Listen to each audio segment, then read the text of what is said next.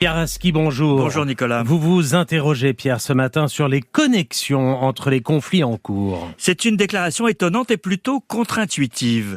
Tsai Ing-wen, l'ex-présidente de Taïwan, a demandé hier aux Américains de privilégier les livraisons d'armes à l'Ukraine plutôt qu'à son propre pays, pourtant menacé par la Chine. Explication, elle estime que la résistance de l'Ukraine à l'invasion russe sert de dissuasion à la Chine dans ses visées sur Taïwan, alors qu'un effondrement pourrait encourager Pékin à passer à l'acte.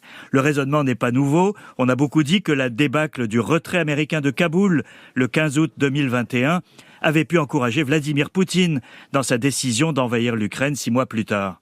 Les Taïwanais observent la guerre en Ukraine depuis le début, à la fois sur le plan militaire mais aussi politique.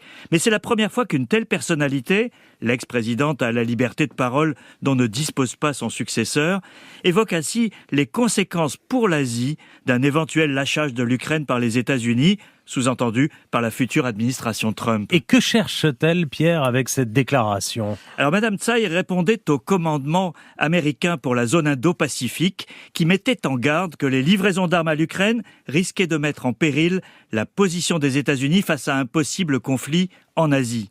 Pour Tsai Ing-wen, la meilleure défense face à la Chine, puisque c'est de ça qu'il s'agit, c'est donc d'aider l'Ukraine. Tsai Ing-wen s'adresse aux élus républicains qui s'apprêtent à accéder au pouvoir à Washington. Elle sait que la cause de Taïwan dispose d'un fort soutien bipartisan au Congrès, mais que Donald Trump a une position hostile à l'Ukraine et ambiguë sur Taïwan.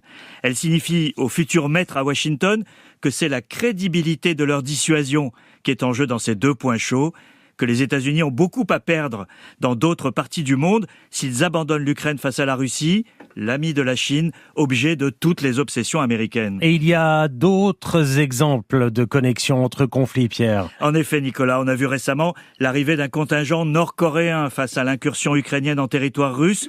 Voici maintenant, semble-t-il, des supplétifs yéménites et népalais dans l'armée russe. Le Financial Times affirme que des Houthis du Yémen, alliés de l'Iran, et que l'on a vu à l'œuvre contre la navigation en mer Rouge, ont été recrutés par Moscou. Ils sont attirés par la perspective d'un emploi et se retrouvent dans l'armée, évitant à Vladimir Poutine de décréter la mobilisation générale qui serait impopulaire en Russie. La Russie a également construit sur son territoire 2 usines de drones iraniens, Shahed, qui sont aussitôt envoyés en direction de l'Ukraine. Quelques 500 tirs, en majorité des Shahed, ont été effectués ce week-end contre les villes ukrainiennes. Ces connexions entre les principales zones de conflit peuvent être matérielles, comme entre l'Iran et la Russie, ou politiques, comme dans le cas de Taïwan.